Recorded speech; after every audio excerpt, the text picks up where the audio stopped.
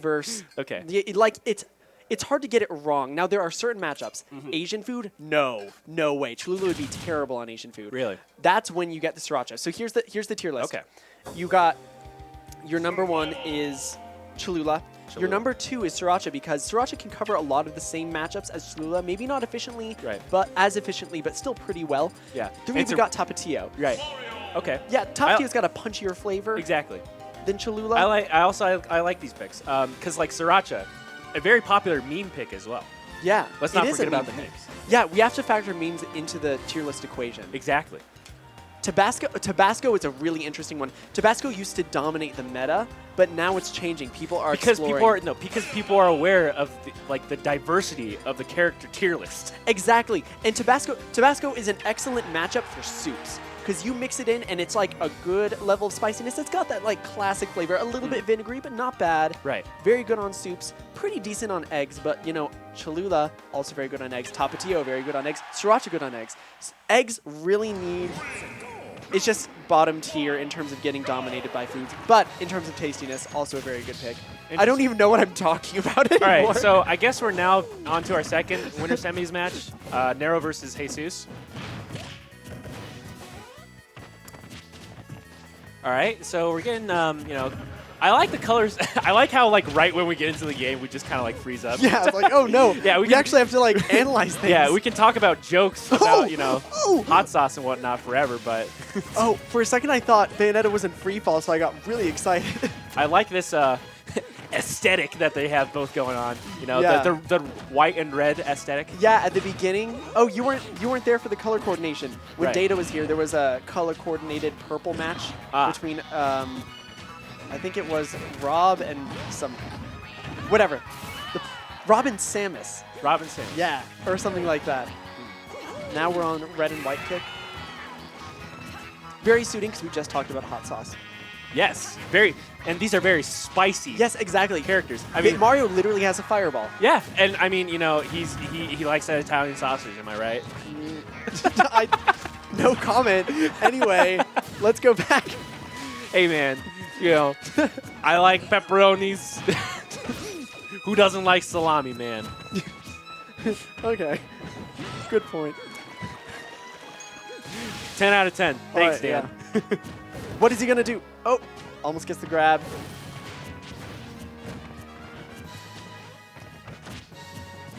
So I'm liking the caution that Jesus is going with right here because despite having the percentage lead, he doesn't want to get into a situation where, you know, he gets tripped up and gets killed earlier than he should be. Yeah. Back throw will do it. He's close enough to the ledge.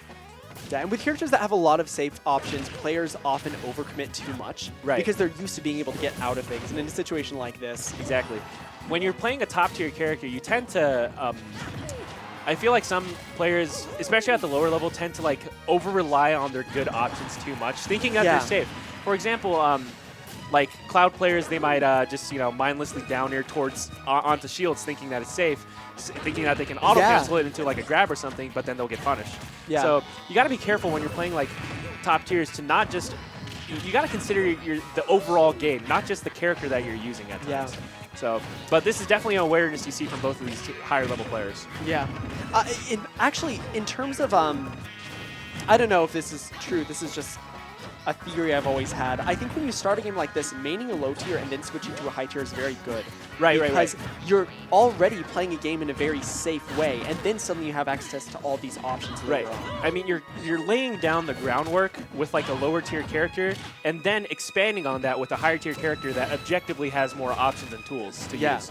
So I think that's actually a good way to do it, and I think that's honestly a mentality that's not bad. Oh, beautiful! Gets that first hit. That was, yeah, I like that first instant. Peach has that too. Peach, you've probably seen that, like the 20% kill. Like, or at 0% with high enough rage. You get the float down air into the reverse up B, and you get the first hit, and that sends him up real high because the base knockback's really high because you want because the hitboxes are structured so that it links into the next hit. Yeah. So that if you slide out of that first hit, then you're dead at a very low percent.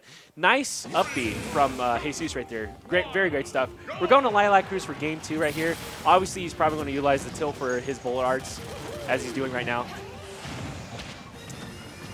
But yeah, man. Crazy stuff.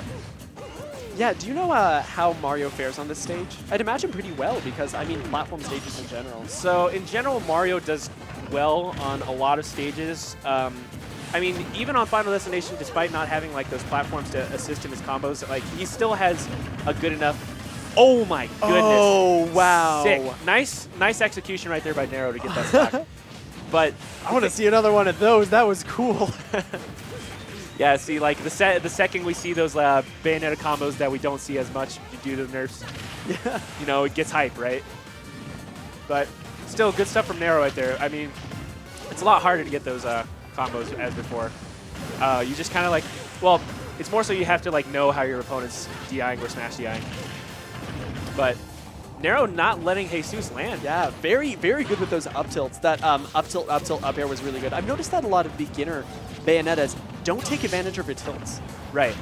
And her tilts are actually pretty good. Her down tilt extends, both her down tilt and her up tilt start up combos, so it's they're very useful. So it's a shame that, you know, lower level Bayonettas don't use that as much. They kind of over rely on her specials, especially up B and side B a lot. Side B, oh, side B, they just side B to their death sometimes. Yeah, exactly.